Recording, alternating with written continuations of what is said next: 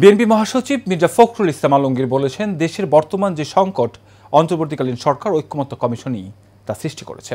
শুক্রবার জেএসডির প্রতিষ্ঠা বার্ষিকীতে তিনি কথা বলেন। অনুষ্ঠানে অন্যান্য বক্তারা দাবি করেন, জাতীয় নির্বাচনের আগে গণভোট করার সুযোগ নেই। তারা বলেন, জুলাই সনদে স্বাক্ষর করার পর তা উল্টে দিয়ে জাতির সাথে বেইমানি করা হয়েছে।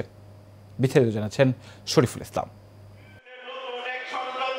জাতীয় সমাজতান্ত্রিক দল জেএসডির 53তম প্রতিষ্ঠা বার্ষিকী উপলক্ষে এই আলোচনা সভার আয়োজন। আপনারা মেহেরবানি করে হাসিনার মতন কোনো কিছু চাপিয়ে দেওয়ার চেষ্টা করবেন না। ঐক্যমত্য কমিশনকে বলতে চাই, আপনারা আপনাদের দায়িত্ব আজকে 31শে অক্টোবর আপনাদের মেয়াদ আজকে শেষ হয়েছে, কিন্তু বাস্তবে আপনাদের প্রস্তাবনার মধ্যে আপনারা বহু ধরনের উস্কানি আপনারা তৈরি করেছেন।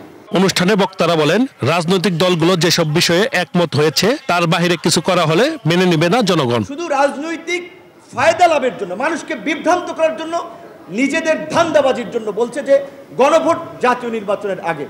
দেশ এখন এমন একটা সংকটের মধ্যে, যখন আমরা নিজেরা যত বেশি ঝামেলা করব, তত অন্ধকারের মধ্যে যেই শক্তি লুকিয়ে আসে তারা এসে আপনাদের অধিকার হরণ করবার চেষ্টা করে।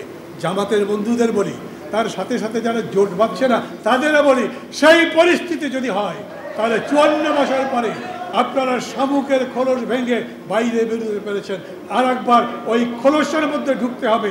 বিএনপির অত বড় লোকসান হবে না। এ সময় বিএনপি মহাসচিব বলেন, বিএনপি সবাইকে সঙ্গে নিয়ে আগামী দিনে জাতীয় সরকার গঠন করতে চায়। আমরা কোনো বিভ্রান্ত করিনি। বিভ্রান্ত ব্রিটিশরা যে আসে এই ঐক্যমত্য কমিশনে যারা দায়িত্বে আছেন তাদের কাছ থেকে এসে। সুতরাং এ ব্যাপারে আমাদের বক্তব্য খুব পরিষ্কার যে আমরা অবশ্যই যে সংস্কারগুলো আমরা একমত হয়েছি সেই সংস্কারগুলো অবশ্যই আমরা একমত হব আছি, এবং সামনে ভবিষ্যতের দিনেও সেগুলি আমরা ইমপ্লিমেন্ট করবো যদি আমরা ক্ষমতায় আসি।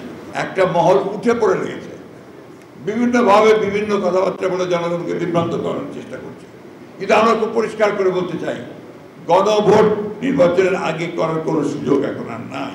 দেশের মানুষের স্বার্থে সবাইকে ঐক্যবদ্ধ থেকে সব ষড়যন্ত্র রুখে দেওয়ার আহ্বান জানান বিএনপি মহাসচিব। আজকে যারা এই নিয়ে গোলমাল করছেন, রাস্তায় নেমেছেন, তাদেরকে অনুরোধ করবো, দয়া করে জনগণকে অনেক বিভ্রান্ত করেছেন,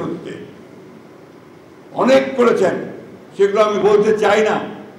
এক সময় আপনারা এই দেশের সকল মানুষের চাহিদা ছিল পাকিস্তান স্বাধীন হয়ে, আপনারা সেটারও বিরোধিতা করেছেন। 1971 সালে মুক্তিযুদ্ধের বিরোধিতা করেছেন।